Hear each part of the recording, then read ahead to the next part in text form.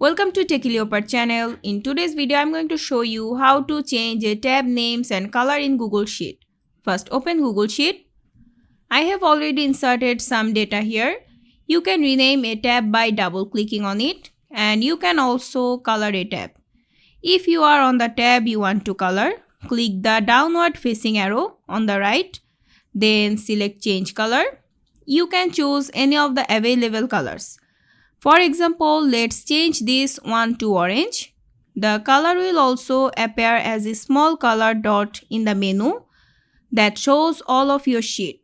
You can also pick a custom shade using the color picker or dropper tool. If you don't want to have any color for your tabs, just click the downward facing arrow, go to Change Color and click Reset. That will remove the color from your tab. That's it. I hope this video was helpful. If it was, please give it a thumbs up and don't forget to subscribe.